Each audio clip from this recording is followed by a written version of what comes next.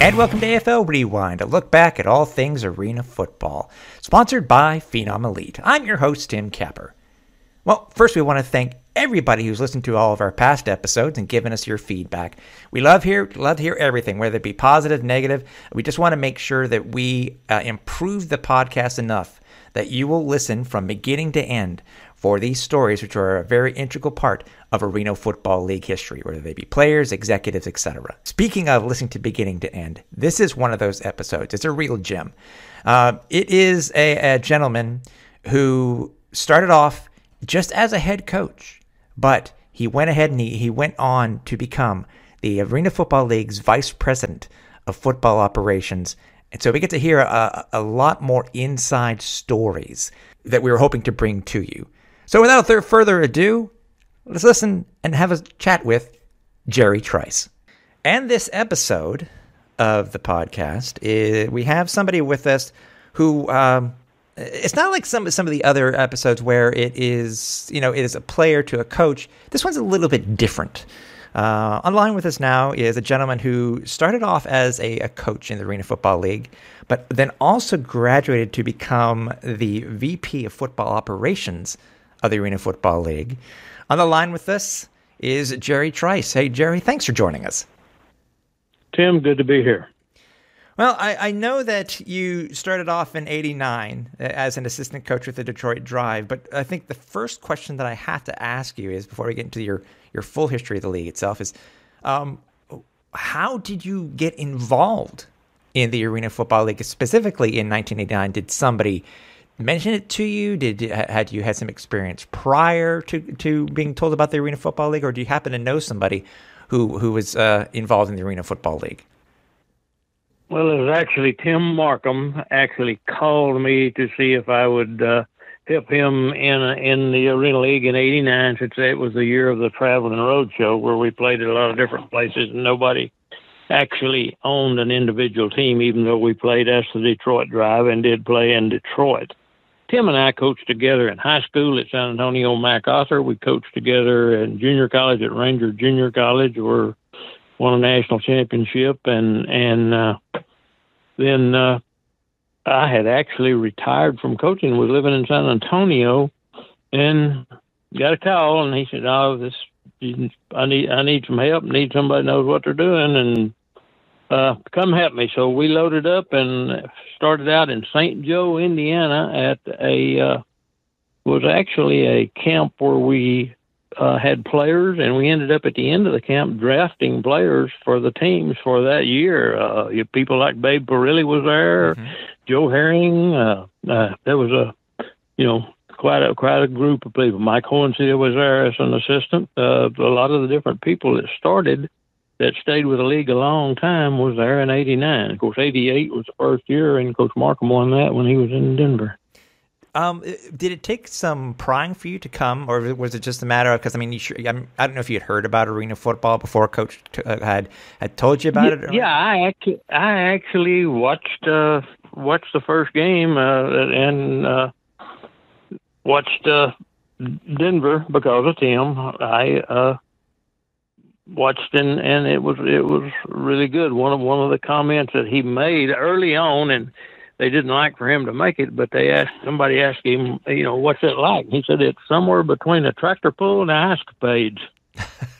So that was his comment, and then of course the other people didn't think that was a real good idea for him to compare it like that, but he liked to use those tongue-in-cheek comments. I kind of like that, though. I've never heard. I heard how Lee Corso used to call the game on the broadcast. It was like a football on a postage stamp. But I like that Tim Markham's a little bit better. That's actually pretty interesting. Yeah, Lee actually called that first game that I watched with Tim in Denver. Oh, okay, all right. Now, in 1990, Jerry, you actually went into the expansion Albany Firebirds. What prompted you to leave Detroit and go coach in Albany? Well, actually, we were in Detroit 89 and 90. I believe it was the 91 season when I went to Albany. Okay.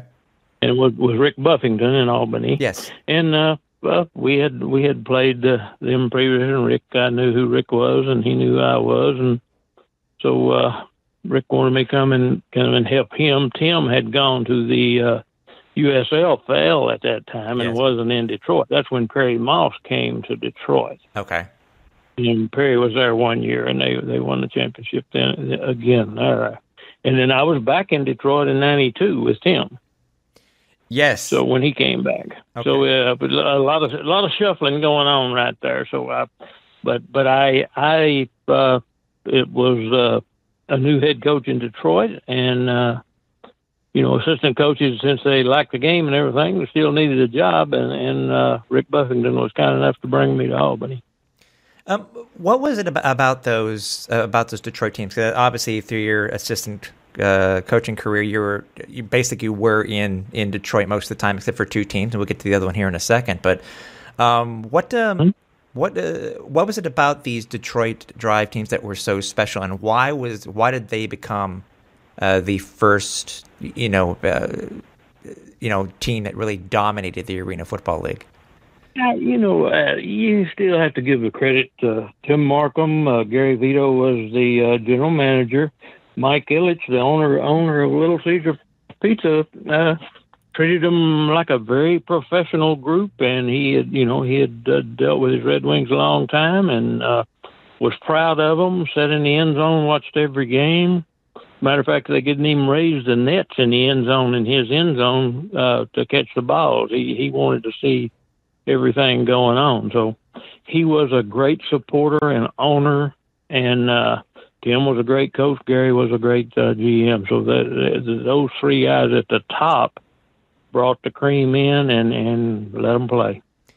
Out of the time that you're in Detroit, Jerry, was there any game in particular? I mean, obviously you won so many championships as an assistant head coach, but any games that may have stood out in particular to any of the ones that you had coached with Coach Markham?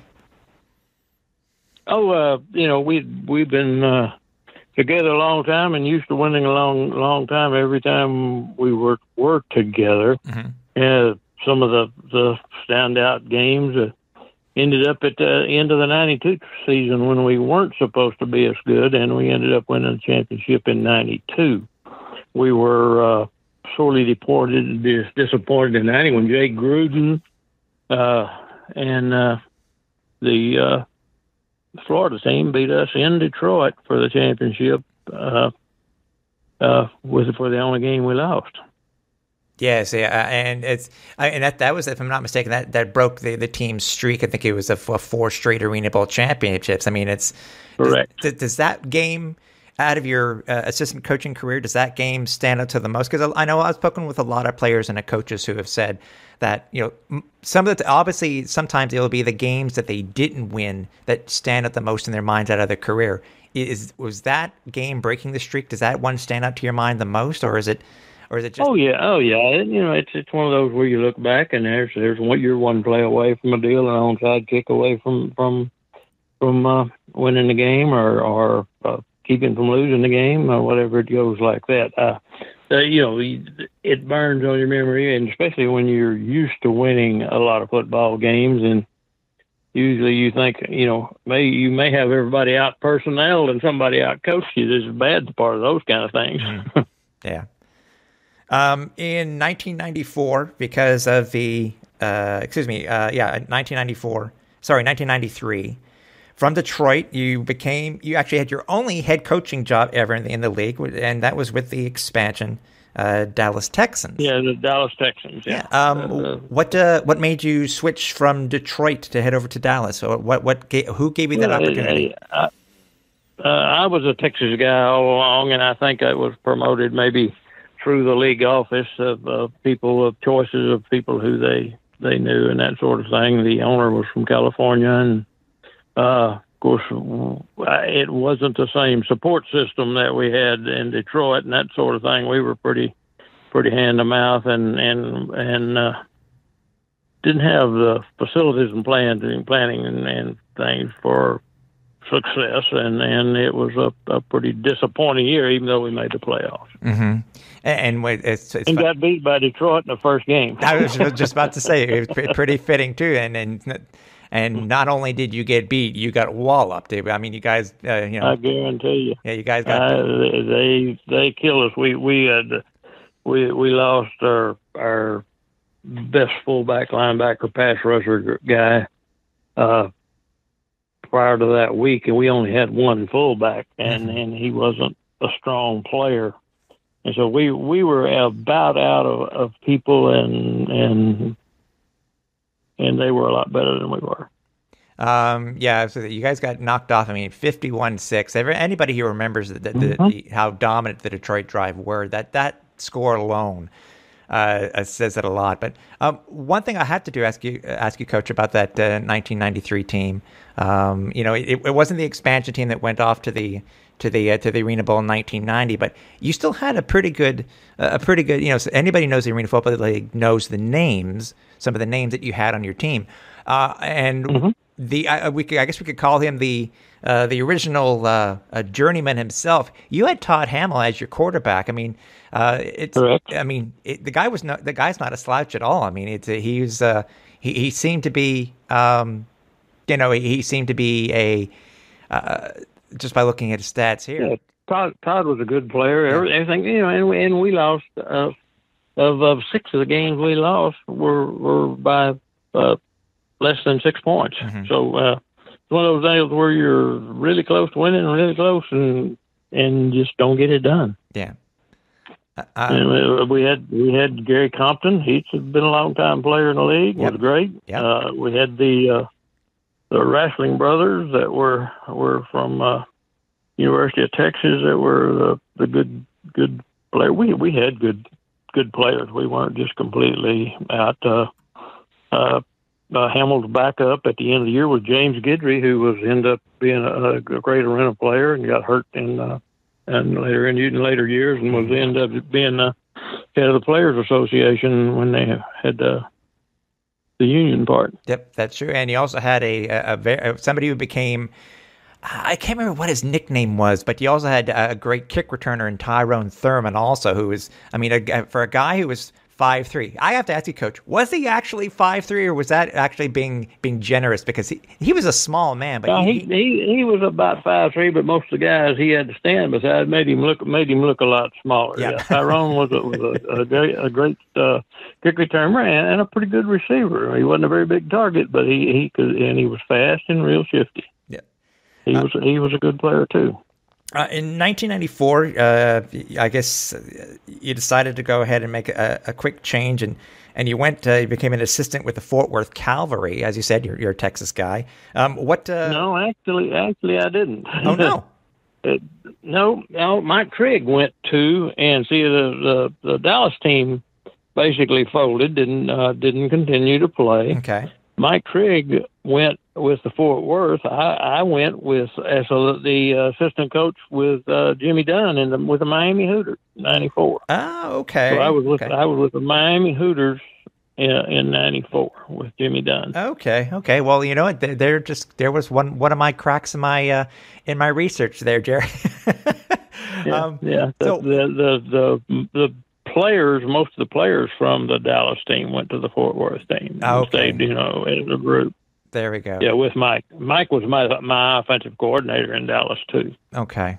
So and Pat Thomas, who used to be it was a Texas A&M graduate, was my defensive back coach, and he had been with the Houston Oilers the year before he came and helped us. Okay. So the Hooters. I mean, you're 5-7. First thing I have to ask, because I've asked many other executives and players this too. Did it really matter that your team was named the Hooters? No, except that was the ownership group, and that was who paid the bills, and then who promoted. And they did a good job of taking care of the players and stuff, and it was a good team. That's one of the groups that ended up in a 3-way tie for the last playoff spot. Mm-hmm. And under NFL rules, which I had to explain later, I didn't like them at the time. We had beaten both of the teams we were tied with, but under the overall way they decided that, we were left out in the cold and the other two teams got to play. So we did not get in the playoffs, but we did. We had, Jim Jensen was a quarterback. He later was a coach in the league. Mm-hmm. We had Dupree, who was with the Dolphins for a long time. Yeah, Mark Duper. Yeah, that's correct. Yeah, Duper, super duper. Yeah. He was a little older and a little heavier and a little slower than he used to be, but he was there.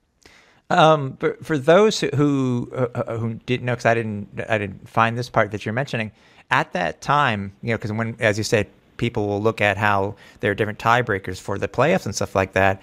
If you're, how was it based that you guys didn't make the playoffs? I mean, usually you think it's either head to head or versus other opponents, or what it is what and who all you have. They put it in as to who all you play. It's a regular NFL playoff break, and it comes out that way. It's an ugly situation, but it's not and it is the right way to do it when you look at it overall. But unless you're on that one team that didn't get in, then you don't particularly like that situation. Okay. Oh, so you guys are knocked off. We had to use it later and cost a Memphis team one time for not getting in the playoffs for the same very same thing. So three. I will admit to seeing 3 team tiebreakers can be a little disheartening too, especially when you know that you've played so well against somebody. So, exactly. 1995, you decided to hang up your coaching career, so to speak, and you became the Arena Football League's Director of Football Operations. Jerry, how did that come about? Well, I was familiar with Jerry Kerr, Jim Foster, everybody. We had gone through a lot of different times, and they had spent a lot of time together with people, and they knew. And I was actually at East Texas State as an assistant coach, and actually working on a doctorate degree, but that never did prove out. So I decided it was better to go do the football operations and continue trying to coach my way through a doctorate degree. So it was a call through Jim Foster and Bill Nyro, Jerry Kurz, and they were the ones that thought I could do the job and knew I was fair. One of the only issue was my association with Tim Markham. Sometimes we didn't know if I could be unbiased all the time. So, right. But they found out that I could. So you had no issues to go ahead and getting out of coaching, just because, as you said, you were working on something else in school too. So you had no issues. No. Actually, it wasn't a real issue. It's something that I wanted to do that was different because of the mobility and you weren't in a real, you had to leave home to coach arena football somewhere, and you couldn't have some singular home, with your kids and stuff like that. Right. So where did you make your home at that time when you were the director of player personnel? Because, the league had different headquarters. The first 3 years was in Fort Lauderdale, Florida. I started January of 95. And Fort Lauderdale was a beautiful place to work, a little harder to fly out of than some. And then in 98, they moved to Chicago. I think I left skid marks all the way to Chicago from Fort Lauderdale. I did learn that if I was going to live under a bridge, it was going to be in Fort Lauderdale and not Chicago. And of course, obviously during the winter months, you're like, well, why do I have to deal with the winter when I was in Fort Lauderdale and I can deal with the sun all the time, right? But I could handle the air conditioning part more than 8 months of bad weather sometime in Chicago. But I love Chicago, and I in Chicago I lived a lot closer to work than I did in Fort Lauderdale. And I moved to Chicago. I just walked in a small circle till I found a place to live, about a block and a half from the office. That's amazing. Okay. One thing Marina City, the 2 corn cobs right downtown. Oh no. Okay. One thing I do want to do, just real quickly, I want to go back because I know we're already talking about your new job as the director of football operations. I read something and I saw something, Jerry, where possibly in 1993 or 94, it was announced that for the first time there was going to be a video game for the Arena Football League made through Atari, one of Atari's companies. And is it true that I read that you had a hand somewhat in the actual design of the game itself? No, I actually drew up all the plays and sent them to them. Actually, the formations and the actions and what you called a play or what you could call a play, and lots of drawings of lots of arena football plays. And of course, I had a little experience with being with 6 years of coaching. Had some playbooks to help me out too. Okay. And so we had a part in part of that. Okay. For those who don't know, because everybody will know about Kurt Warner's Arena Football, or the one that came out, the Arena Football Road to Glory through EA Sports. It was a video game deal that the league made with V-Real Interactive and Atari Jaguar at the time. It was a game that it was not. It was never finalized. There are still some prototypes or some unfinished games that are currently available anywhere on the web that you can actually try and play the game. When you were asked to do this originally, Jerry, I mean, was it obviously computer games back at that time, 94, 95, it's obviously not, it's not what it is today.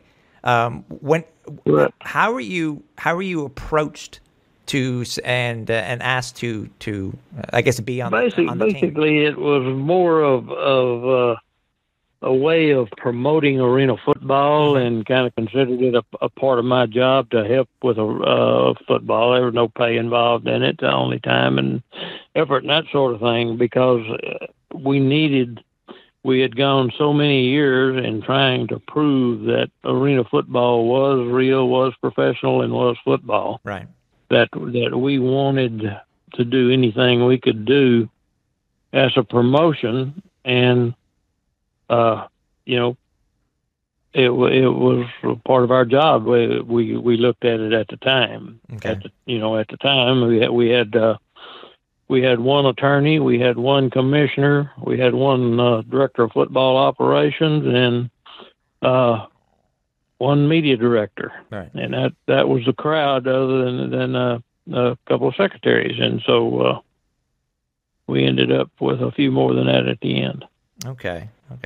What did you enjoy? Do you enjoy doing the video game thing? I mean, or was it just something, as you said, it was just probably the best way what it really was just I know, you were reviewing a lot of stuff. You got to see a lot of things that you had done and seen in the past, or drawn up in the past, and drawing, because in the same situation when you scouted and looked at you drew up every play that the other team ran on the for your scout cards to run in your practices against you. Right. So it was not unusual for you to have, nearly every play that had ever been run in arena football, and just to be able to put them on a piece of paper where someone could understand and or transpose them into some sort of an action. Okay. Did they ever give you a copy of the game, even though it didn't come out, or is that one thing you never? No. As a matter of fact, they didn't, but they didn't ask me to do anything else. So I guess that's where I didn't contact them much. Okay, I'm curious to know, because I know a friend of mine a colleague of mine who owns the game, and I'm wondering if your name is actually listed. I'll have to ask and find out if your name is listed in the credits for the game itself, at least the game that currently exists right now. So probably not. Yeah.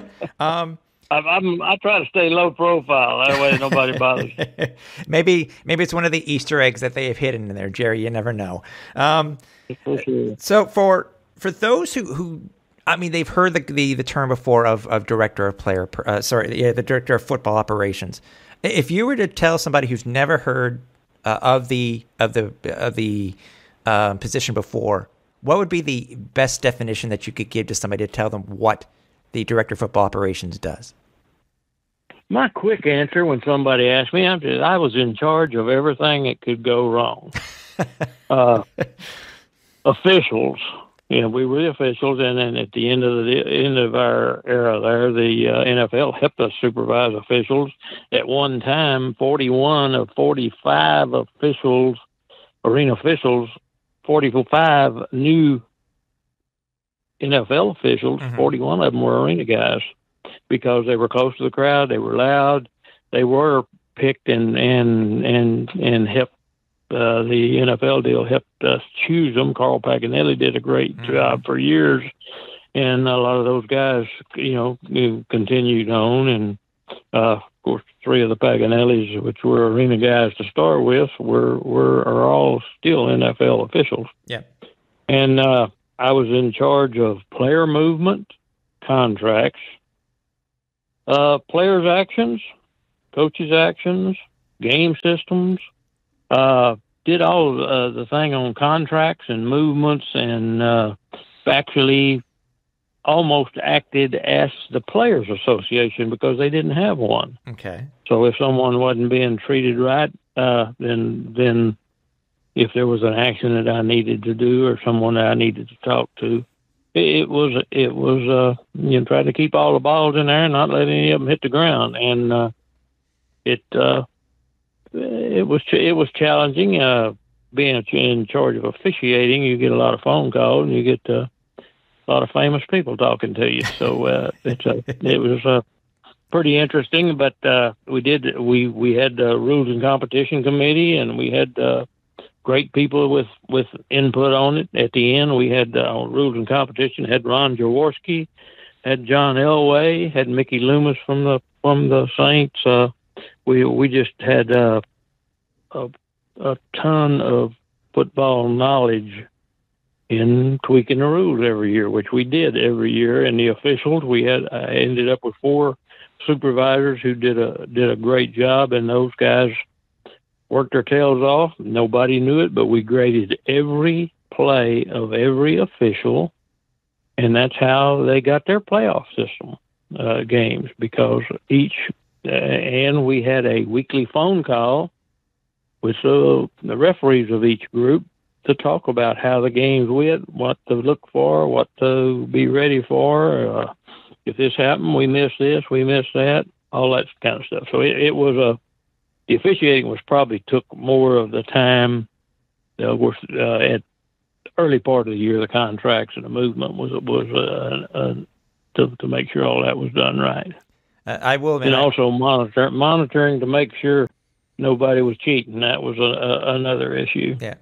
I will admit, I was lucky enough to meet and to know Carl Paganelli before he passed. He was he was one heck of a gentleman, and it sounds like, as he said, from what you're mentioning and everything like that, that you had your hands in everything, and I'm sure that you had your hands in a lot. I mean, how were you able to keep your sanity by doing all the stuff that you were doing, Jerry?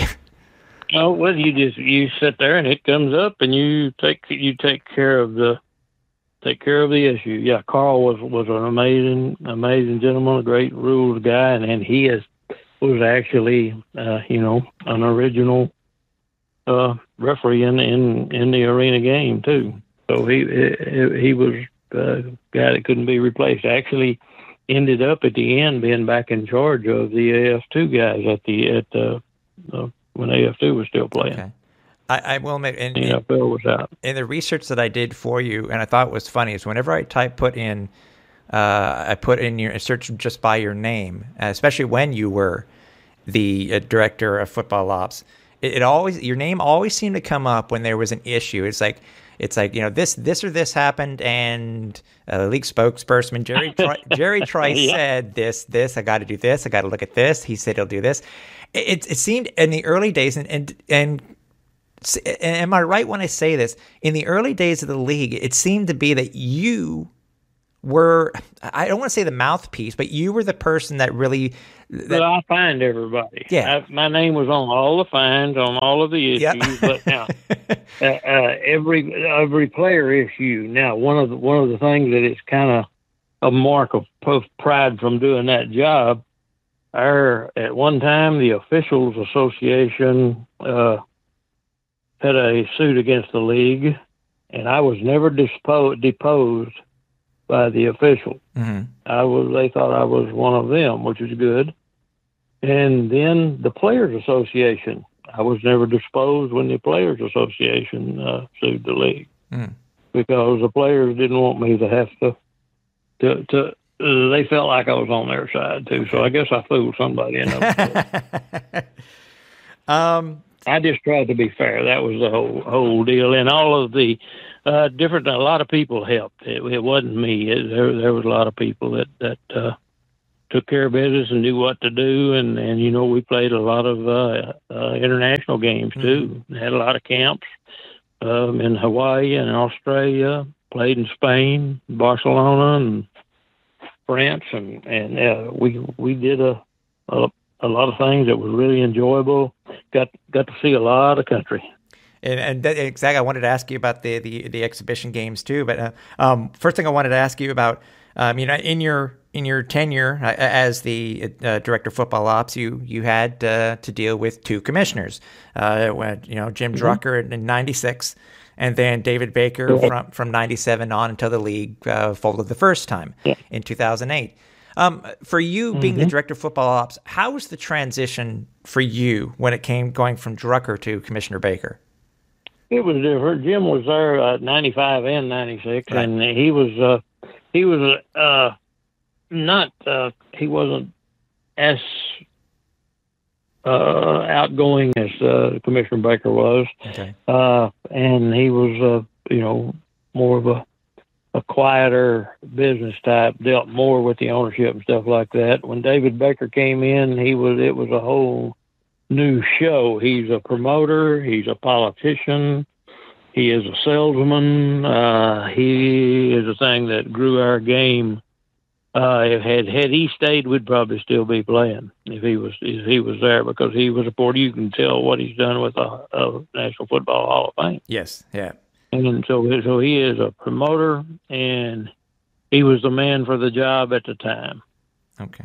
And just did a miraculous job with developing things, adding things, grew both the league office and the game. We kind of almost got to that level when we had 15 teams of being the fifth major sport. Yeah. And it was definitely, the coaches all saw arena football as a legitimate professional deal rather than escapades and tractor pull.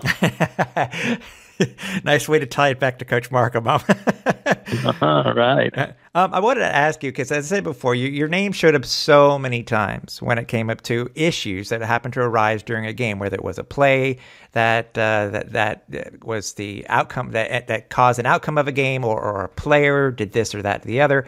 Do you have a story you could tell us on one particular thing that you were asked to decide upon? Your name may have not ended up in the newspaper, but is there a story that you can tell us on something that, whether it be something that it was interesting to you or just something so far-fetched you can't believe that you were actually asked to make a decision on? Well, the whole issues like that you're never going to change the outcome of a game, right, because of one situation, because there's so many deafening factors. We had an issue where we'll take Tim Markham, who really was one of my great friends, and rest in peace. Mm-hmm. He had a game where Doug Plank, who was a tough Chicago Bear guy, on the end of the game, he rushed both linebackers, which was illegal. And the linebacker made the quarterback throw a erratic pass that was intercepted. Okay. And Coach Markham wanted me to fire the official who missed the call for the rest of the year. He didn't want me to ever bring him back. And I said, here's the deal. If I do that, how about your quarterback that threw 3 interceptions, not counting the one that was put by the linebacker, Scary? Will you not bring him back for the year? And that ended the conversation. So he you want to blame it on that one thing, but right, there's so many things that go on during a game. But Tim was quite a guy. One of the better stories that I told to his kids, and even told it at his funeral. That one day he was calling about some officiating deal, and I said, "Damn, boy, you are such a bad guy. So you're going to have to rent pallbearers." And he kind of he didn't know what to say for sure. Anyway, we kept talking, and 2 weeks later, I'm in Tampa, and I walk out on the field, and he hands me a sheet of paper. Mm-hmm. Got 6 names on it, and mine ain't on it. He had his pallbearers already picked out, but I wasn't going to be one of them. So you sort of got taken out of his will, so to speak. Oh yeah. He was special, and he was a heck of a coach. He could see everything and remember every play on the field the entire time. Such a great professional coach. Yeah. As I mentioned before, unfortunately, I never had the chance to meet Coach Markham, and it's my loss, because all the stories that I've heard about Coach Markham, they're just, the good and the bad. They're just, it shows how passionate a gentleman he was, and it's obviously it was a huge loss to the Arena football family, and obviously to his family that when he passed away. So it's I'm glad we're able to hear stories about Coach Markham, and it's appreciated, Jerry. He had a lot of stuff. So glad to get out of that dang time travel machine. Where'd you go? I went back to the 80s to grab some of that good sports merch from my favorite defunct franchises. I spent my life savings on that machine. You bought a time travel machine to buy sports merchandise? Yeah, gladly. You could have gone to 503 Sports, right? The website? Yeah, no, I didn't think of that at all. Yeah, they sell all sorts of throwback sports merch from leagues like the World Football League, XFL, UFL, and the Arena Football League, several others. Shoot. Yeah, they sell hats, shirts, even custom jerseys from all sorts of vintage sports teams. Oh, man, I spent a lot of money on that time travel machine. Well, look, listeners of AFL Rewind get 10% off their first order by using the promo code ARENAFAN at checkout. That might help you out. Yeah, it does. Go on over to 503-sports.com and get your merch today. Do you know anyone who wants to buy a overpriced time travel machine? No, sorry, I don't.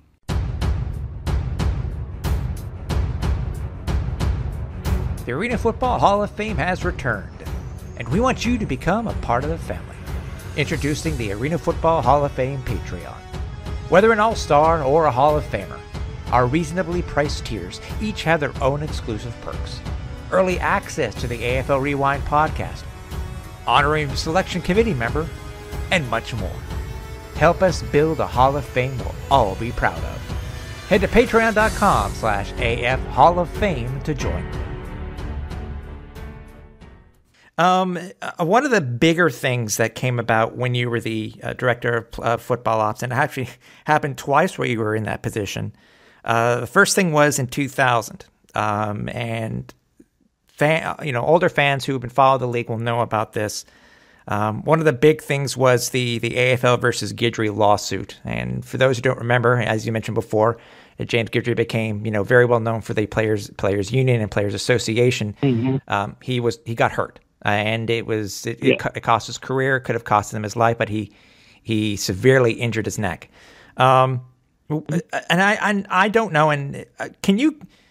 Because obviously with the Guidry decision. Actually, yeah, the Guidry himself. It was the Players Association or the group, the people, the NFL Players Association stuff that was trying to get a union. Okay. Basically, used James as their poster boy, the poster card, guy, and it wasn't James himself. He was taken care of. He was done, taken care of real well. And the league did everything that they could, except they used him as a poster boy, and he ended up with a pretty good job out of the deal at the end, and had a severe injury. Mm-hmm. And he is a great kid. I'm still in contact with him, and he's a real religious kid. And actually, he we won the Spanish national championship in Barcelona, Spain, in the EFL, and James was my quarterback there, and that too. Coached a lot of football, a lot of places. Oh, cool. Okay, that I didn't know about him. Yeah, I've met James quite a few times. And my secondary coach and only American defensive back was Will McClay. Oh boy, okay. So that they played in Barcelona for me. Okay. And then James came back and played for me in Dallas, and of course I had coached Will in Detroit all those times. Okay. Now, obviously, with that, whether he, with him being the poster boy and the lawsuit itself, but with the lawsuit, when it was finally settled or decided, it led to one of the bigger things in Arena Football League history, where it actually started allowing. It led to the Players Association, obviously, for the very first time, and introduced different types of collective bargaining agreements. And we'll talk about that. But it also led to, if I'm not mistaken, free agency for the first time in the Arena Football League, official free agency in the Arena Football League. Yeah, exactly. Yeah. The contract year and rights to them. Yes. Yeah. Now, being that, and we'll get to the other parts in a minute here, but how much more work did that make for you, Jerry, being that now that there was free agency? We had developed and spread out, and they when we got had grown a bit. Craig Bornemeyer, another rest in peace, was a great arena football guy who grew up with arena football and worked all kinds of stuff. He took over the contract and the management, and then we had 3 in-house lawyers also. Now, this is back in Chicago. Now, Our staff is a lot bigger, and Craig handled most of the contracts with the overseeing with attorneys to help. Okay. Make sure everything was right and everything was written up properly and that sort of thing. And we had the office developed and was first one out in Orange County, California, and then they moved that half of the office to New York. So we had offices in Chicago and New York at the time, and our staff was a whole lot bigger. Right. Was it? So we had other people to handle those. I did not have to handle the that part of the contract. I still had all the players' action, coaches' action. Right. Even had to fine owners when they did the wrong thing. But and Coach David Baker had a lot more input as far as the fines and that sort of thing. Because gosh, when we first started, I was probably my player fine. I might have been one of the highest contributors to profit in the league because of, we had players' action, we had dress code, and you had to go through the film, and you had to see who had their socks down, who had ribbons tied on their pants, and who didn't wear thigh pads, and all kinds of stuff that they would have, and they weren't very big fines because guys didn't make very much money, but we really tried to make it a professional look and follow some of the same guidelines that the NFL had, so we didn't look like raggedy end players. Okay.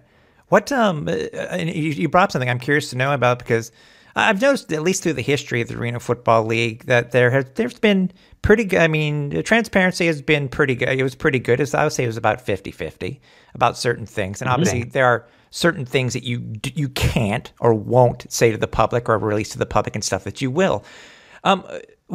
I just seemed that, just from my point of view, it just seemed that when it was a fine, that the league, and even if it was something major, that the league would really not make a public spectacle about it.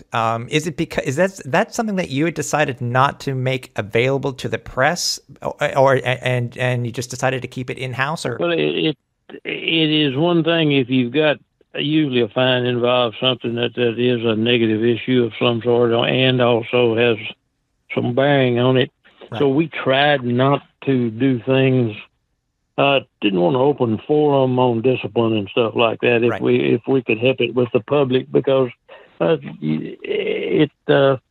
it seems to have a negative impact and makes the thing carry on and on rather than go on to something better and new. Mm-hmm.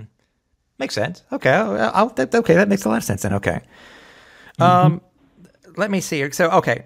One of the big things, obviously, as I said, with the Guidry situation led to the Players Association and to free agency, but also in 2000, this is one of the 4 times that the Arena Football League stated that they weren't going to play for one particular reason or another.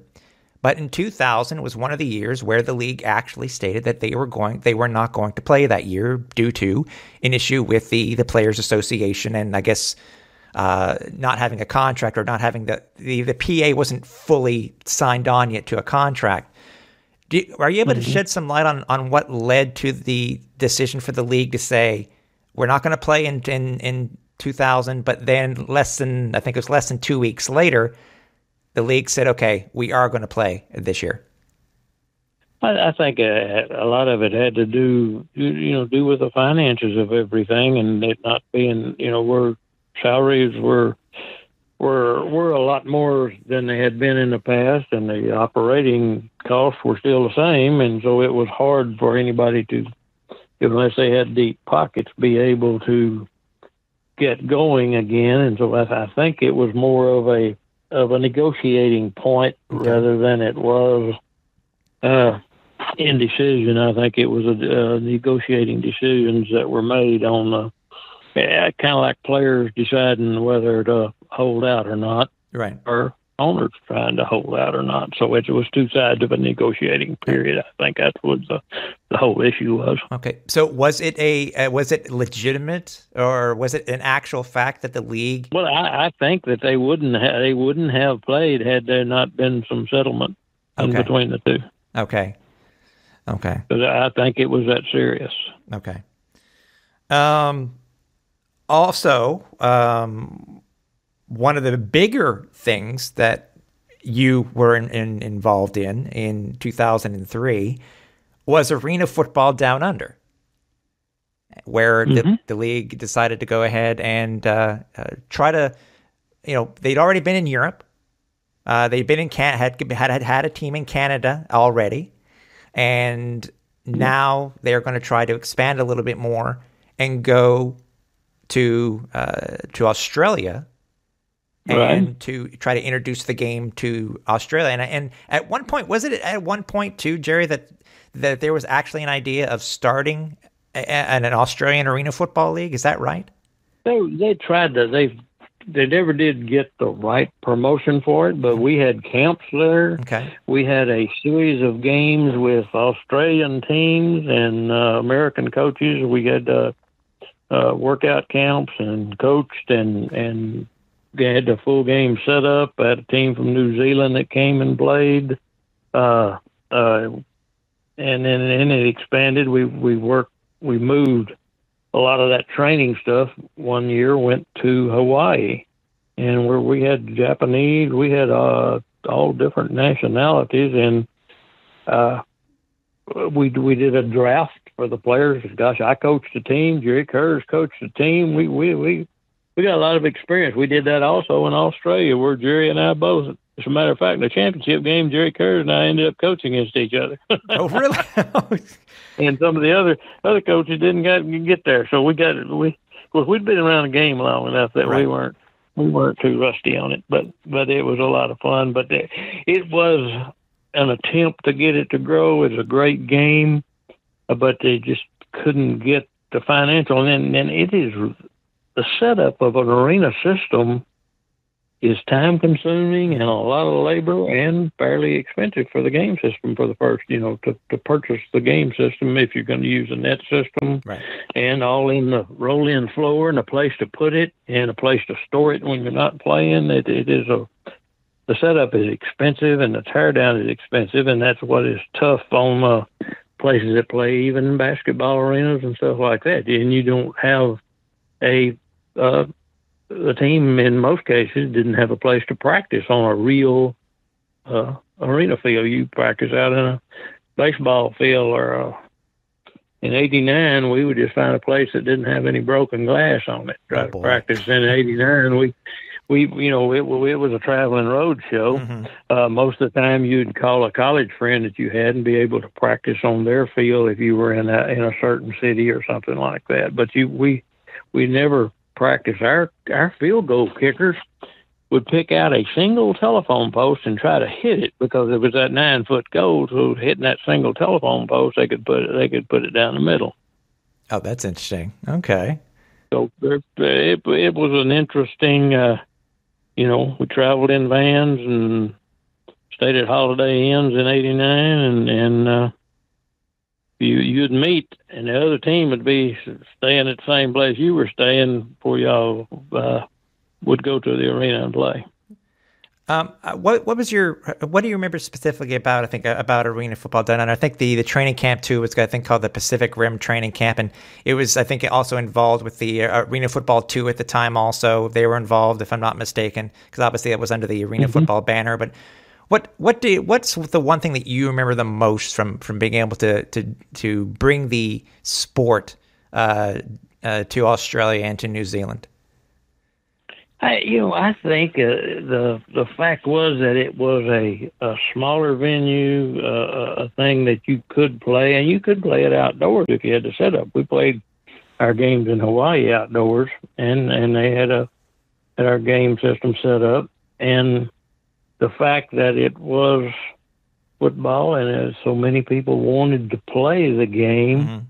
There's plenty of players. Just the financial part of it was what didn't come through, but remember the most is how the guys enjoyed the game, and we had 3 or 4 different nationalities playing on the same teams in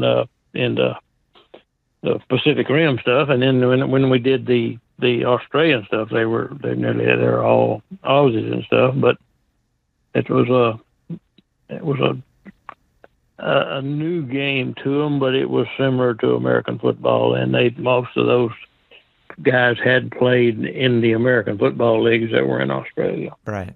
And obviously, with you're saying with the Pacific Rim stuff, I know that one of the innovations for the AF2 was able to take advantage of it, and they had their own international players that were drafted, and then that some did play on some of the AF2 teams. Exactly.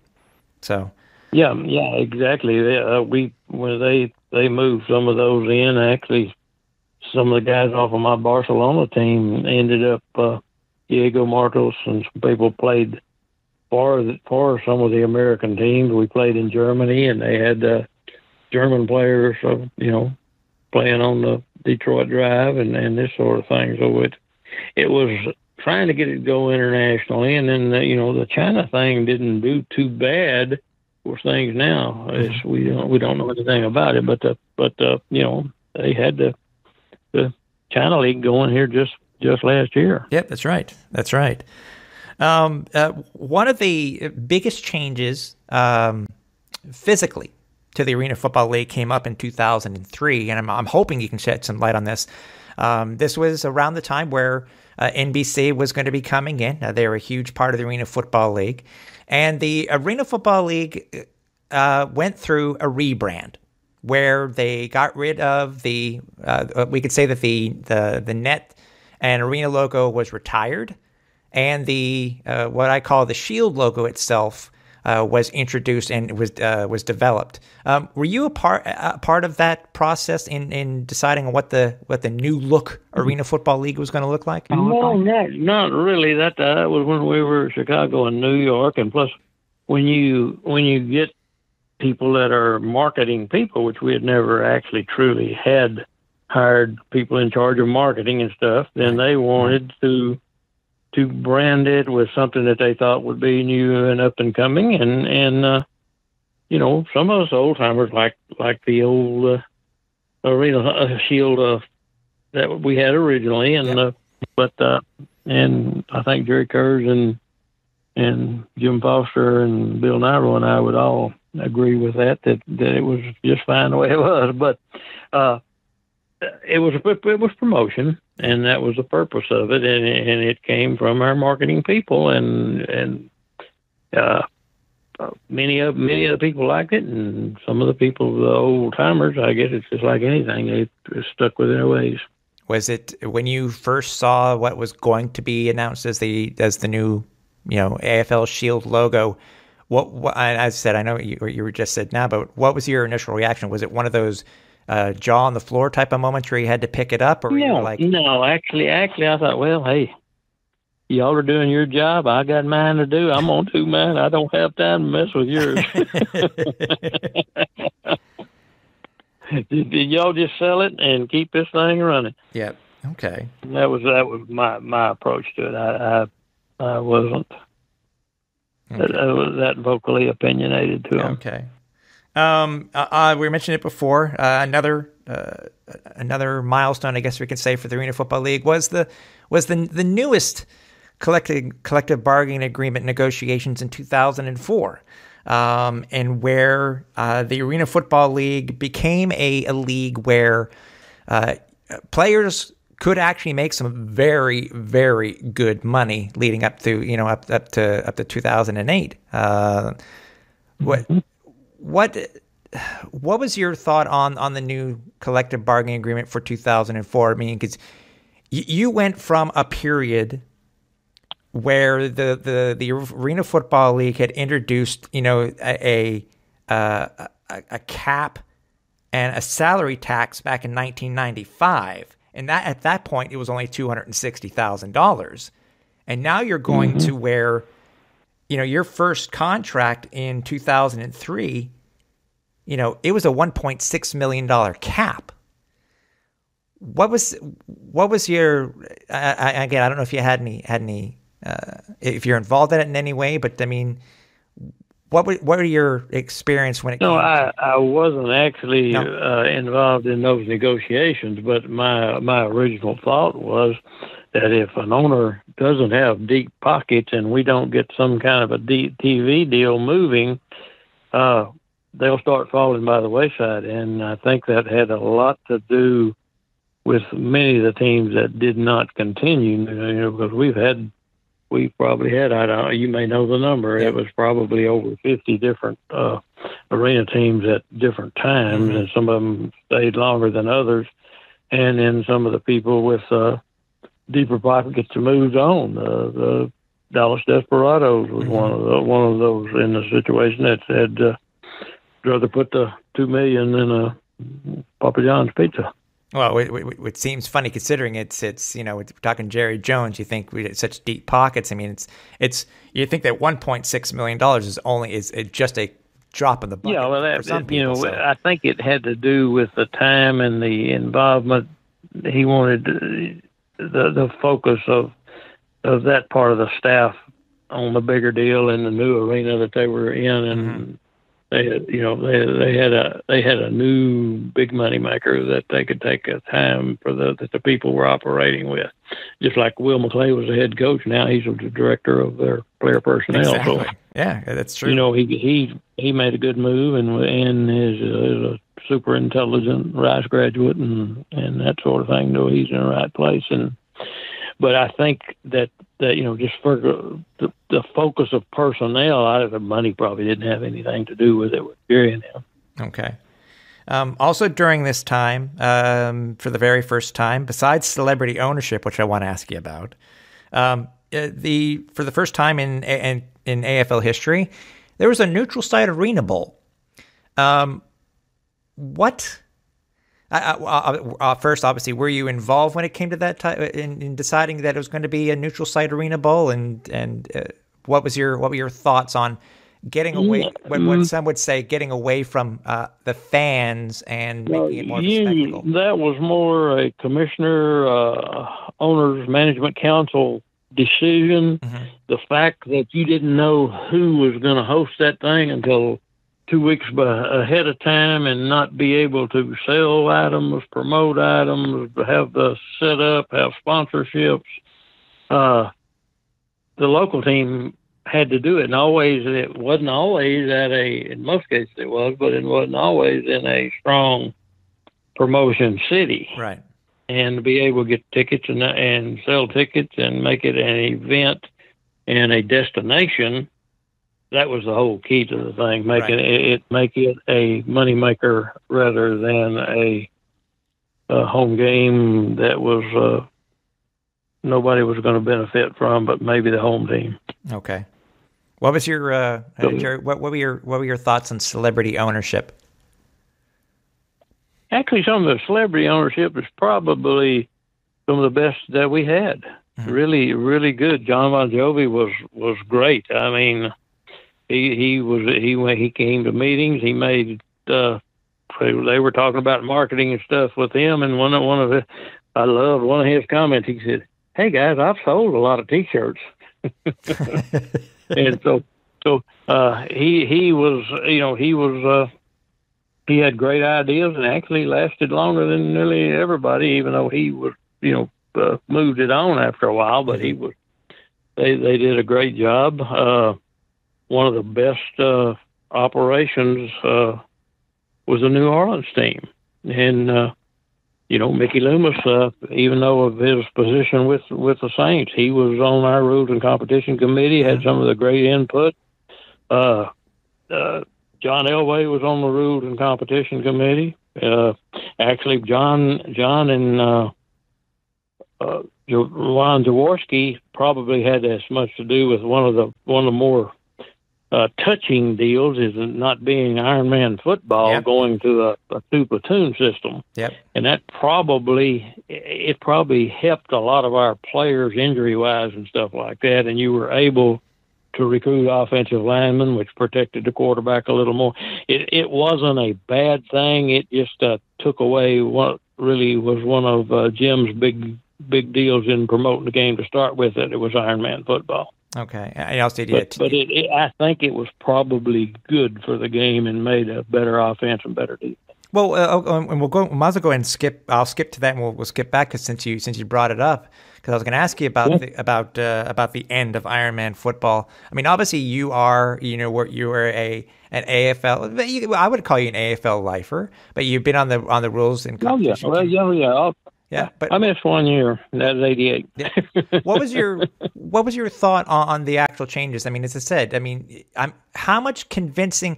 Well, were you in favor of the actual change and getting rid of Ironman football? Because a lot of fans still to this day, even though the league does not exist. I was not in favor of it, okay. But I grew to like it after I saw the impact on the game. Okay, it made our game better. And more professional people on the offensive side and on the defensive side. You could get the better pass rusher that didn't have to block, and you got the better protector that didn't have to rush and that couldn't cover kicks.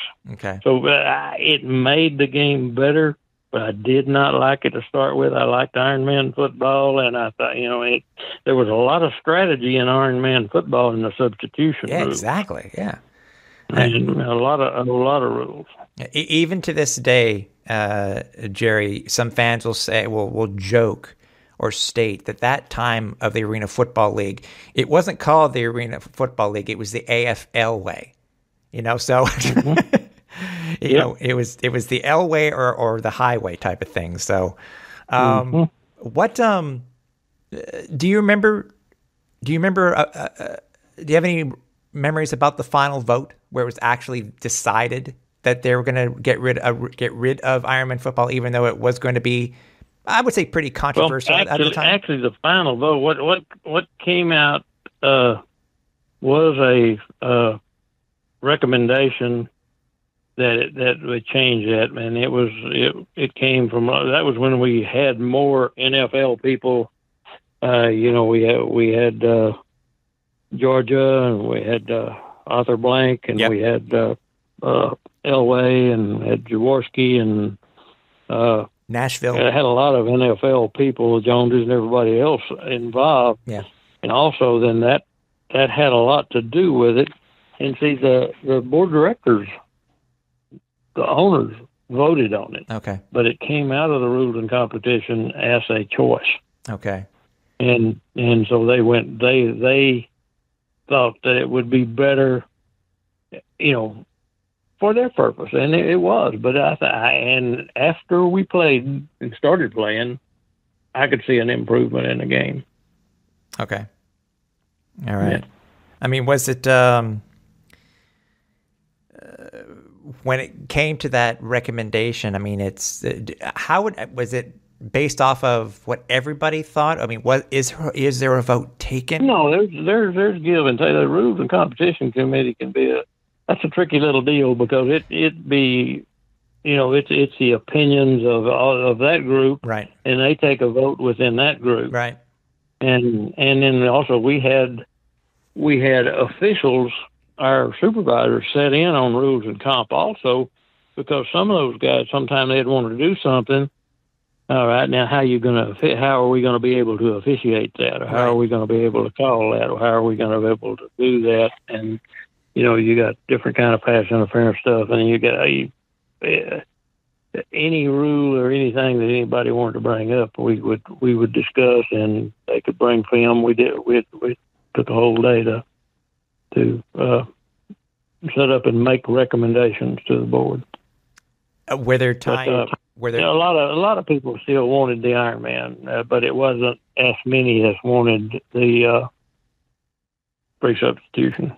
Were there at times when you left the meeting that day where you didn't? Did you take things personally when things didn't go? When a vote or a rule was changed that you didn't want changed? I had my likes and dislikes for some of the voting and that sort of thing. Mm-hmm. And then if there was a tie vote, I was the head of the committee, so I was able to break tie votes, but I didn't have to do that very often. Okay. And most of those guys, they were all football guys in the room, so they could talk it out and they could explain things real well.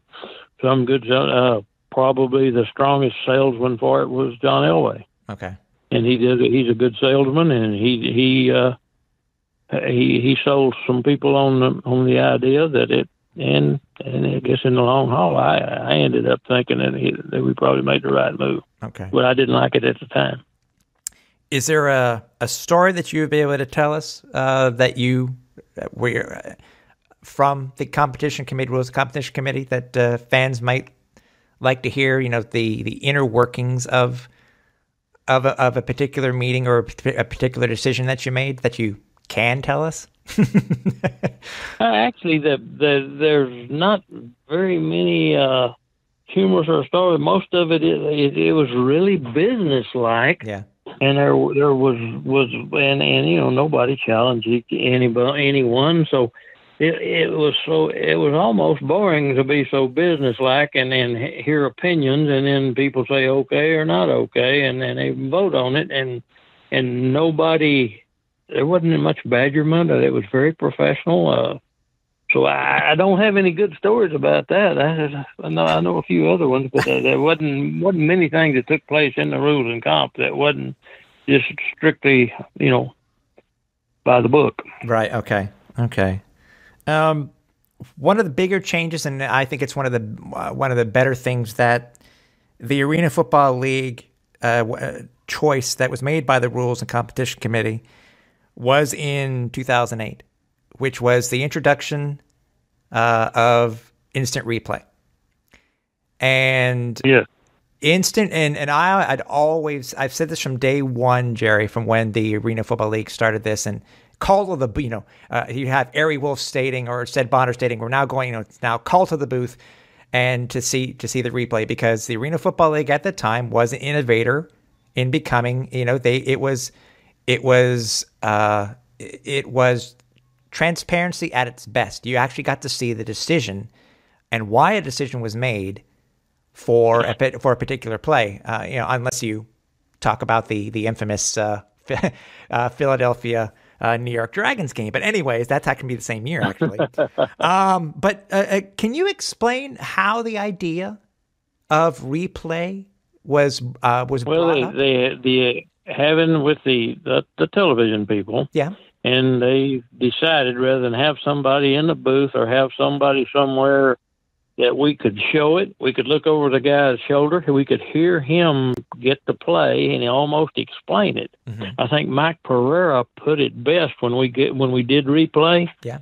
He says, even if we make a bad call, it is a good call corrected, and it is not a bad call anymore. Okay. He was real promoter of this, and Mike Pereira was a true arena football fan and an arena officials fan. He was really on top of it, attended all of our meetings, game to games.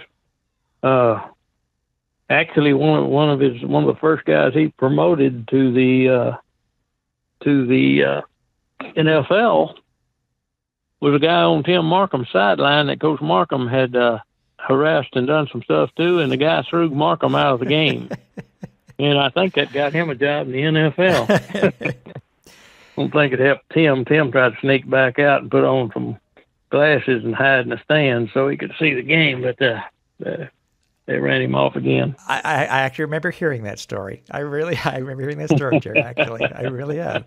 Why was it brought up? The idea of replay brought up so I don't want to say late, but I mean because it only debuted in the playoffs in 2008. Why was it not? I don't think we had the television availability from all locations. Okay.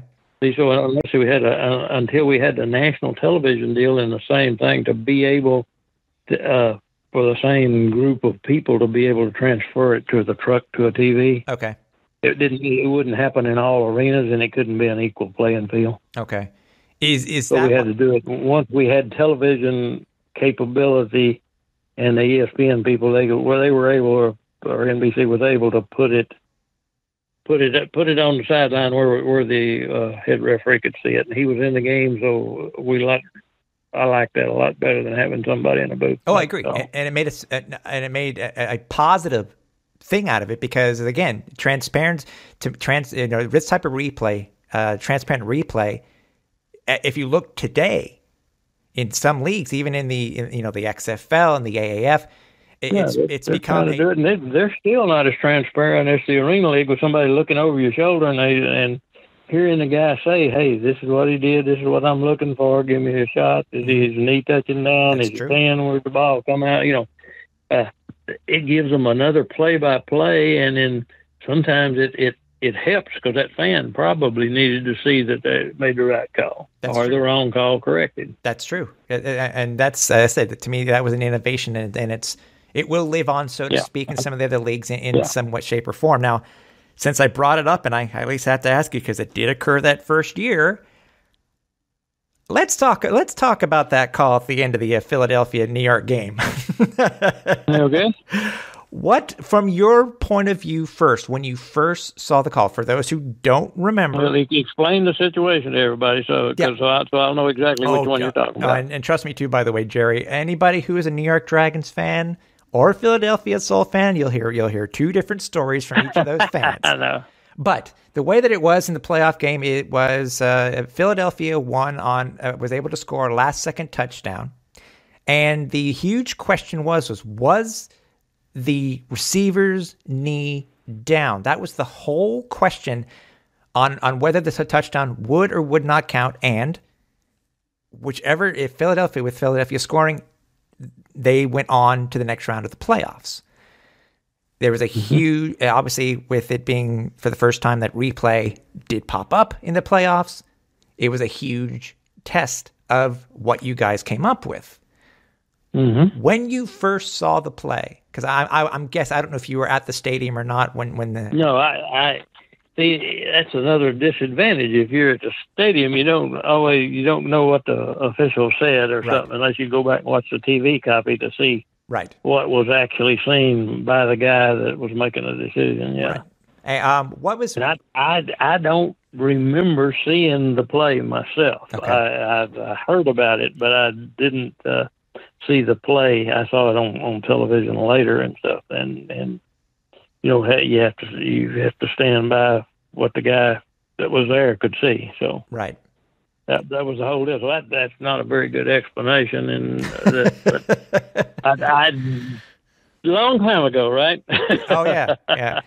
Now, what did you and Carl have conversations about that actual play stuff? Because obviously, I'm sure he got some heat because of it, because he was him and his team were, they were overseeing the referees and stuff like that. After every game and after every week, we had a call with all the referees, even ones that didn't have a game, and every play that was an issue, we discussed and talk about why we did this, why we did that, and that sort of thing. And in that deal, they believe that the decision was correct. So that was one of them deals where you're if you got a home team and it wasn't as obvious as the New Orleans Saints had. No, it was not. Defensive pass interference, anyway. Is it because obviously they've tweaked how many leagues have tweaked when it comes to replay and stuff like that? Is it fair to say, looking back now, that there may have not been a clear camera angle in order to overturn that call? Probably that was one of the things that we didn't have those rules. Yeah. We had a decision to be made based on the rule from the book, right? But we didn't have the call on the field stands. We never had a, we could change a thing, but we didn't use the term call on the field stands and that sort of thing that they use, and we didn't have the. He made a decision from what he saw. Right. We didn't have the technicality they have that it has to be undisputably that he had to see every exact thing before he could change anything. Right. So it was one of those deals, and I guess that's what you learn when you're first one to take those baby steps. Exactly. And fans need to remember too, this being the first time that, that replay had been used in the Arena Football League, that things still got tweaked for replay down, it got tweaked because if I remember correctly, you didn't get to hear what the at that time for that game, you heard what the NBC broadcasters were saying, but you actually didn't get to hear what the referee was saying. So usually they went down there with them, and so I don't know, it may have been who was, it's according to who was, I don't know if it was NBC or ESPN, but later they had the voice, and we had him looking over his shoulder at the same screen he was looking at. Mm-hmm, that's true. That is true. Yeah. 2008, it was a very interesting year. You were able to bring in these new changes, and then, well, things kind of fell apart. And, at the Arena Bowl, Commissioner Baker announces that he's stepping down. Then we find out in December that the league is going to go on hiatus. And then we find out, the league, summarily, it ended. And then it was brought back by Jerry Kurz in 2010. But what do you remember the most about hearing that the AFL that you knew, that you loved, that you'd worked for so hard for so many years? It was a shock. It was really a shock. Now, nobody was in none of the working group of nobody other than the commissioner, the attorneys, and the owners were in the meeting with the commissioner.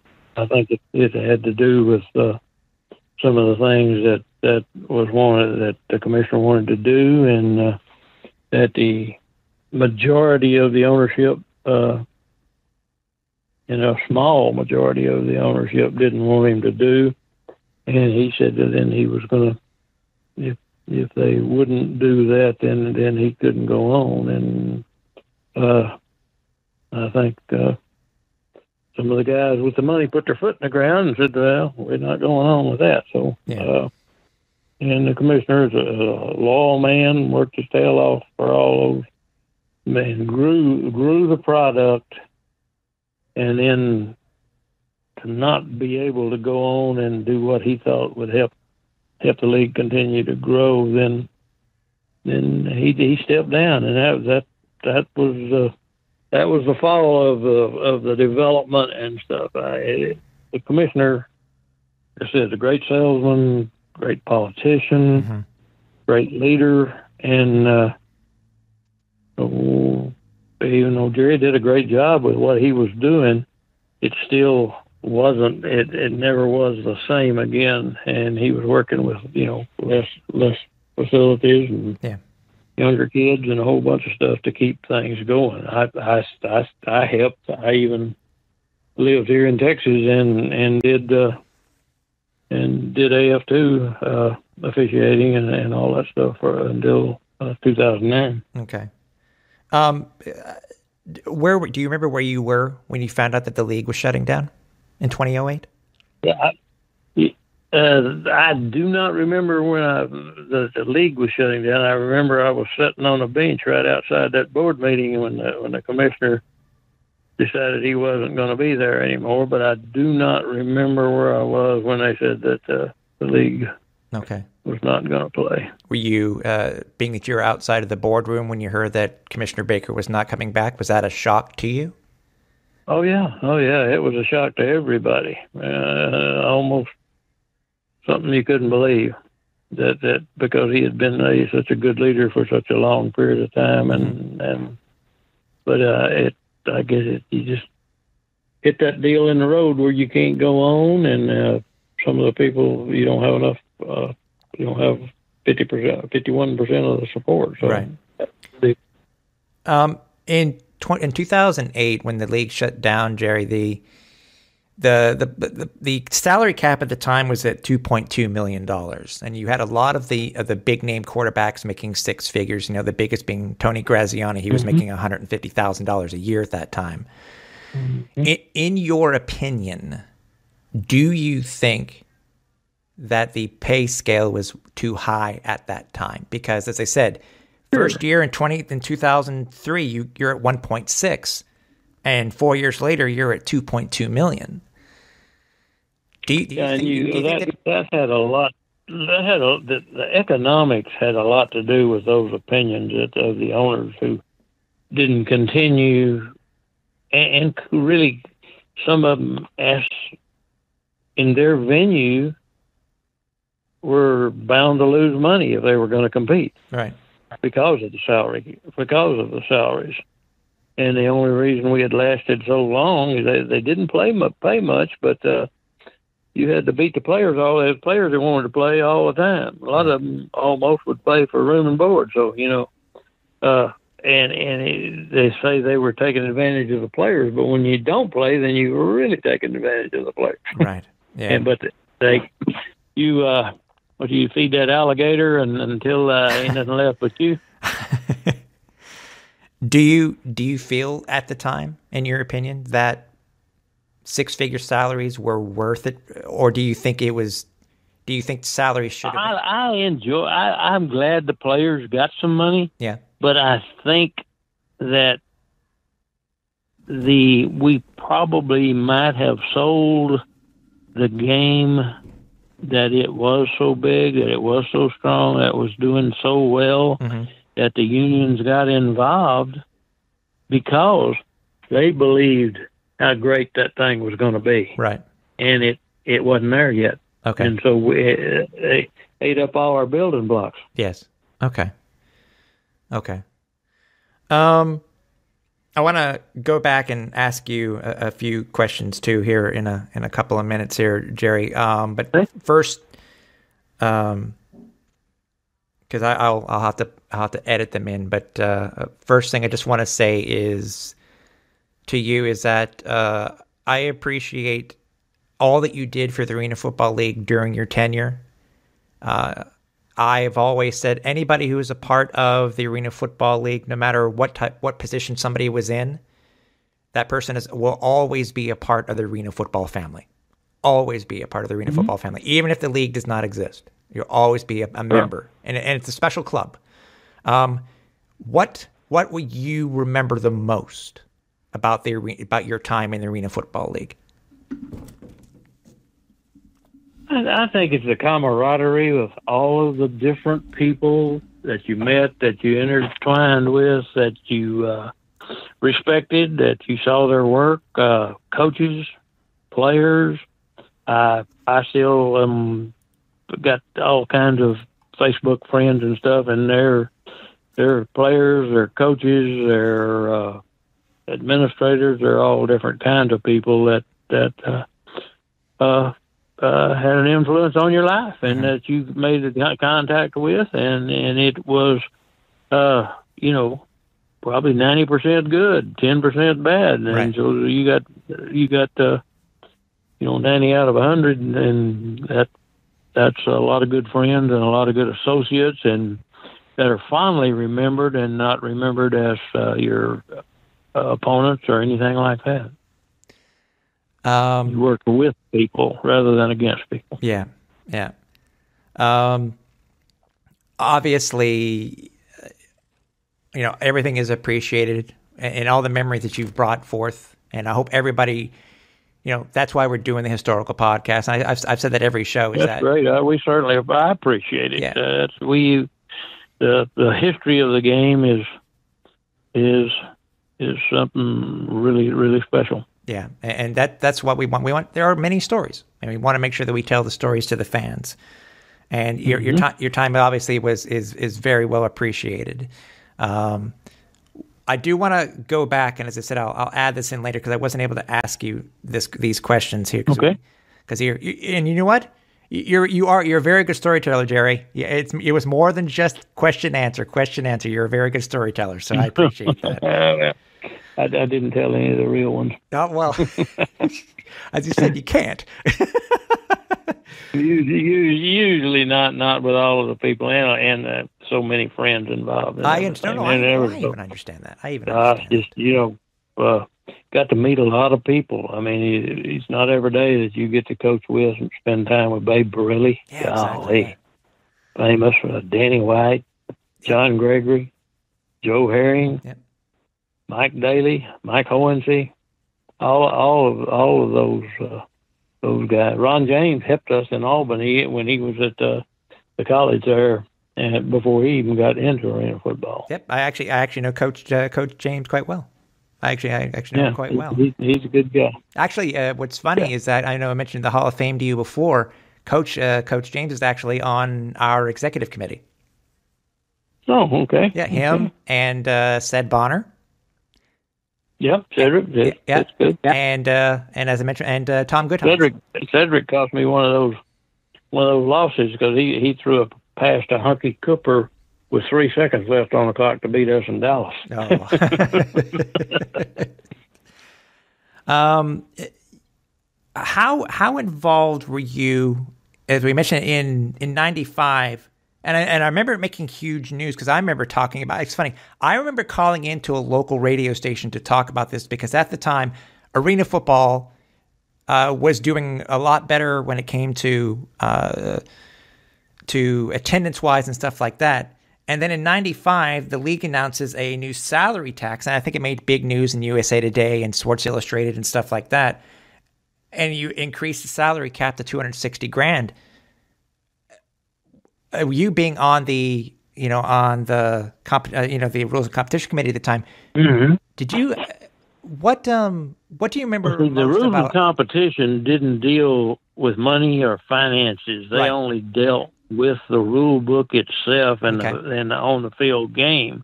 The owners did, and the management. They had a management committee and a true owners and owners votes to deal with all the finances and the legal thing. Ron Capiers was basically the legal team back then. Okay. He was the only lawyer in the office.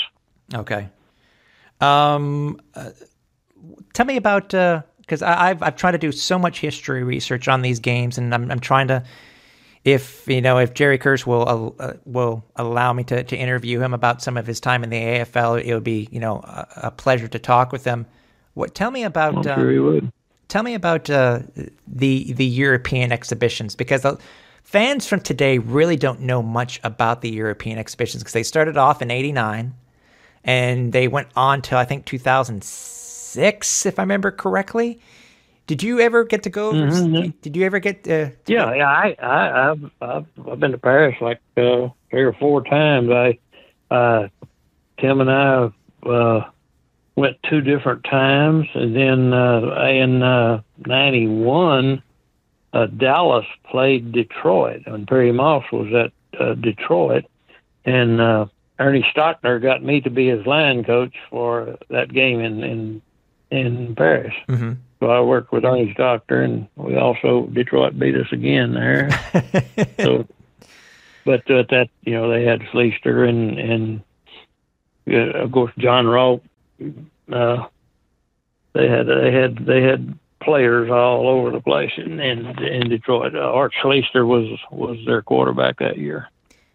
What do you remember most about the games in Europe? Because they said you went to so many. I mean, the league went to Barcelona, went to Paris, it went to Frankfurt. Just that the people watched the game, loved the game, enjoyed the game, associated it completely with American football. It wasn't just a entertainment thing. It was American football and a fast, enjoyable game to watch, and all of the people loved it. I was actually coaching in Barcelona and went to the game. I did participate with. I did the stat sheet for them during the game. I did. That wasn't much fun. I'd rather watch the game. Yeah, for sure. Yeah, stat sheeting is no fun. But anyway, that was I was living in Barcelona and coaching there when they came, and then we went to Paris. I believe it was 3 different times. We played in Germany, and those games were well received. And of course, a lot of that has to do. Jerry Kerr is a good promoter also, and knows a lot of people and can get things organized and get things done. And he was the wheels behind all of the overseas stuff. Okay. And has great great detail and stuff, and was the one that promoted everything and got everything done. Actually, the first game in '89, our halftime entertainment was the Oakland Cheerleaders, and their sponsor was a 20-something-year-old kid named Mark Davis. Really? Yeah, he brought the Oakland Raider cheerleaders to Paris. Wow. when he was in his 20s. Wow. And you know how old he is now and what he owns now. So. Yep. What the Las Vegas Raiders, yeah, I guess. Exactly. Yeah. What do you any game in particular stand out? Because obviously you went to Spain too. They went to Spain for the exhibition, but any particular item that stands out to you the most? The best thing that happened, one that was the most thrilling thing, and even though it was a small thing, when we of course Markham was a little bit of a promoter too. Yeah. When every time we played in Paris, Detroit played, George LaFrance, when he came out and was introduced, had the tricolor French flag over his head and waving it in the air when he ran out. And the George, and they say, La France, and then the whole crowd just went crazy. And so then the whole crowd was for Detroit all the time when George was on the field. Okay. So they fell into the George LaFrance in a hurry. I love, yeah. It's like, and that was one of the good things. Gosh, it was really. Those were good times. And then we would take we had little clinics where we would go and meet with some of the football programs or teams there, and help with a little coaching and doing different things all over the city. So we did just a promotional thing also. Wow. I myself wish I had the chance. I've only They have a game. They have the London game, Jerry, on YouTube. The very first game on YouTube. So that was broadcast. Yeah, that's where George got hurt in London. Broke a leg. Oh, did he? Yeah, and had to be flown back home. Oh boy. Separately from there, that's the same trip that we played in Germany. Yeah. Was it tough to play with? Because obviously these are during the off season, so after the Arena Bowl, was it tough to recruit players to come and play, or was it like, hey, I'm going to go overseas? No, they were ready to go. They were ready to go. Most of them, probably out of 21 guys, you probably had 5 that had real jobs, and most of them could get off and wanted to go. I think I don't know that we've missed a player on any team anytime we went, really, that was of any significance. Okay. Because they wanted to be a part of it, and gosh, you could get coaches to say, I jumped off the Albany team, went just to go with, it was kind of an honor to go with Faulkner, because he was so famous. And what I found out in my last conversation with Clint Dozell, I found out that his very first Arena League game was in one of the exhibition games over in Spain, which to me is mind-boggling to know that a gentleman who has 25 years of Arena Football League history, his first game was an exhibition. Yeah. I saw when Kurt Warner finally became Kurt Warner in Memphis. They played Memphis. Yeah. They never led in the game. Never led in the game. He threw a ball, and it was in the air as the clock ran out for a touchdown for Iowa to win. They never led in the football game, period, because the clock could on zero when the ball was in the air. Right. And that may have been one of his most confidence building things that he had during his career. He was, and at the time, I thought he might be about the third or fourth best quarterback we had in the league. And Clinton was one of the others that I thought might be better than him at the time. But that just goes to show you in the right place, right time, and the right attitude, and he had it. Yeah, exactly. I also found out too that my current head coach here in Montreal for the Alouettes also played in Albany, Kahari Jones. Okay, yeah. He also played. But did you know that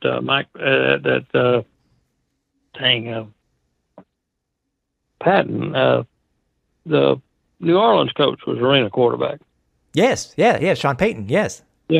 Yeah, Sean Payton, and I saw him on TV with Converse today. Payton was,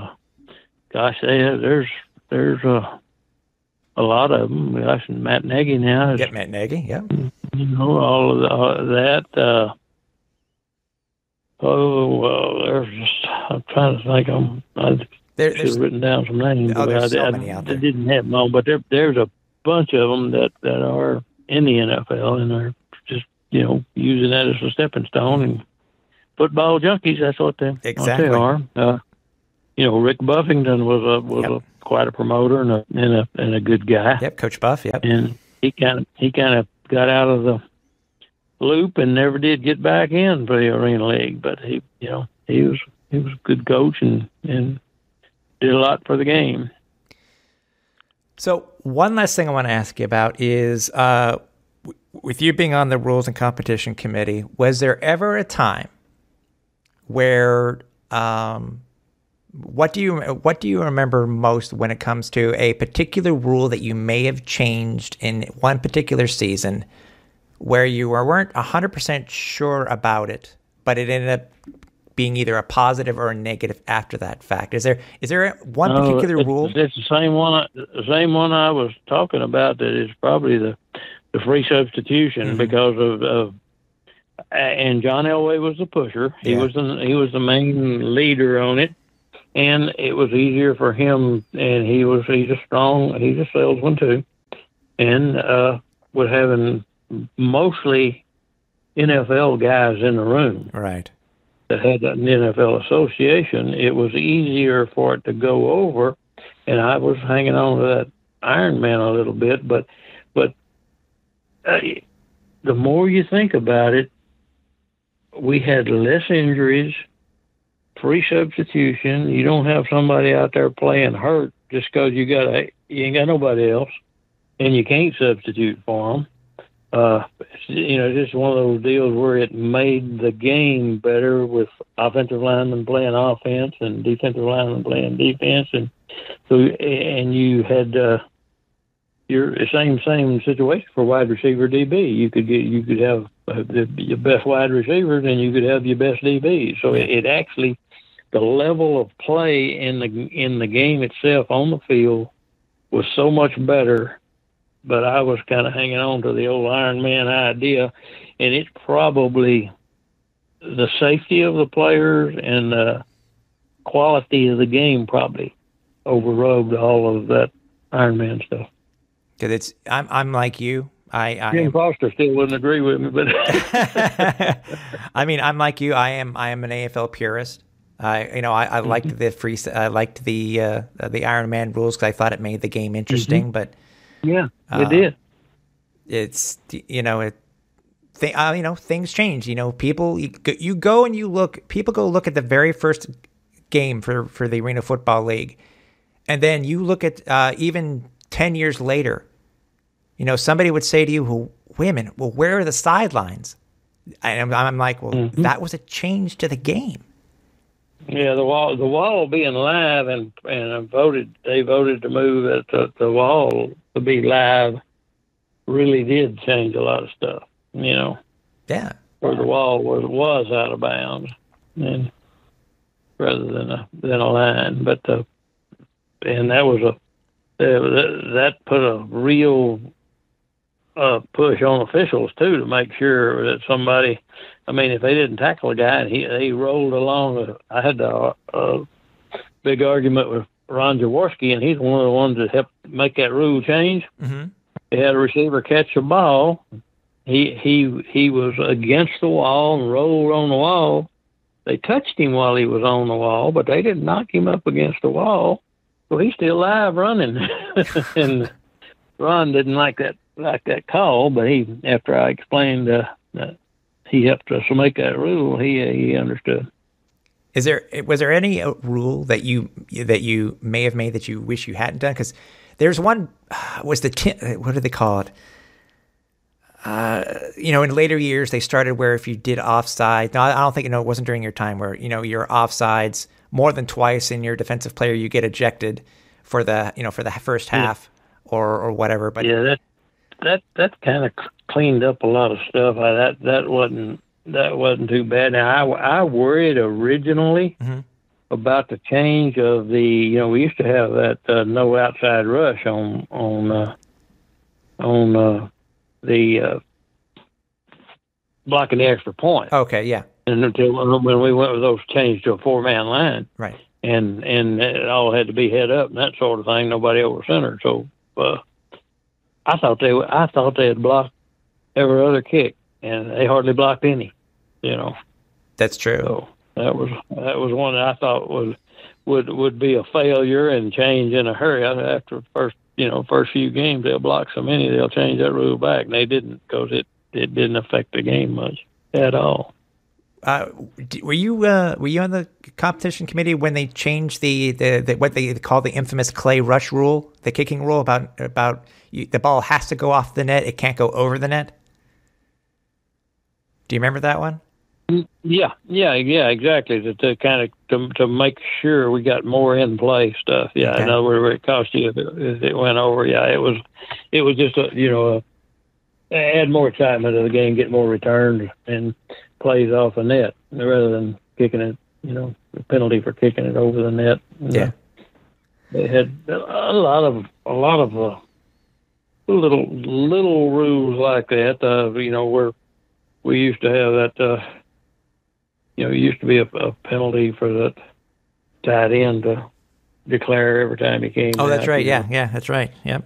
And he had to hold his hand up in the air, and then it got where just the official made the call. You could see him put his fist out to the side where the tight end was. And, yep.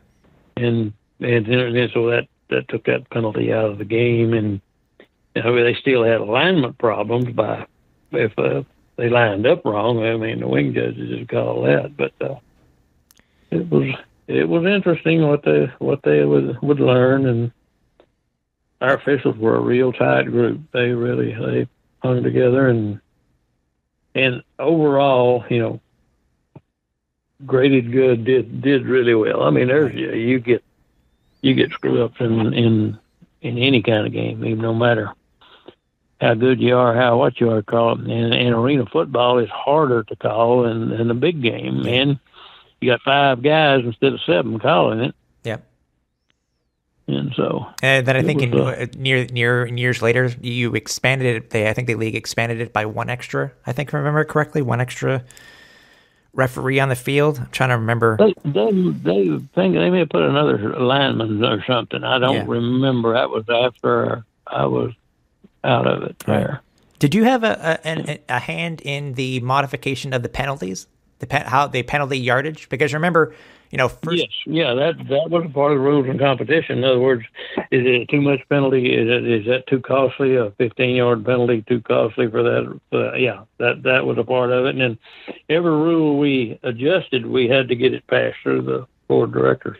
Okay, because we made recommendations based on our vote and put out a list, and they studied the list and got it to the coaches. The coaches would tell their owners which one they wanted and didn't want. Yeah. So that's how the thing would finalize. Okay. And then we'd have to go back and rewrite the whole darn rule book. It's funny you asked that. I was going to ask you one last thing. It's when it came to the rule book in later years, the league, being a media member as I was, and being a part of Arena Fan, we wanted to be able to promote, the rules, or if there was a question from the fans, we'd want to be able to have a peek at the rule book itself. We finally were able to get access to the rule book. I think it was the last 10 years or 10, 11 years. Yeah, they finally had them published where they could be enough of them to sell or give away or whatever they did with them. And actually, they were all digital. Yeah, it was digital. So, and we had, I even had to testify in a lawsuit against the one of the knockoff teams had used our rule book. Oh, really? And we had a lawsuit against them, and a lot of my damn typos was in there, and my mistake that I had that was in our rule book was in their rules, in the same place in their rule books. Wow. Or if I'd cut and pasted something and just made a copy of it for our book, it was in their rule book too. Was all kinds of stuff. But I had made all the changes to the rule book before we had, and we were pretty limited on our computer stuff. Gosh, in 95 wasn't much. Yeah, exactly. But were you guys always open to open to releasing the rule book to the fans or to the media, or was there ever any pushback to that? Well, no, I think the fact was there was a cost involved in printing the things. Yeah, and then it was more of a logistics and a financial deal than it was caring what the rules were. Right. And the fact that I guess I think one of our old officials is the one that gave that other league. He was the head of officials for that league. One of our old officials. Okay. He just carries his book with him. That's interesting. Yeah. Oh, those. And then the patent ran out. Yeah. When the patent ran out, and then. For a long time, it was the game system was the issue. Right. The game wasn't patent, but the game system was patent. Right. I know. And what's funny, Jerry, is that once the patent ran out, no leagues wanted to go with the net system. But as you said before, it was expensive to set them up. Yeah, it's expensive, and then installing it and taking it down every game was a deal. Now, I saw one arena, I'm trying to remember where it was, but they put a winch on the bottom of those things and winched them up in the ceiling when they weren't using them. Oh, that's cool. Of course, it would probably, in some of the better arenas, it'd probably screw up lighting and everything else. I don't know. but still, it was a fact that it was an expense to use those things and have them built. And originally, there was only one guy that built that thing.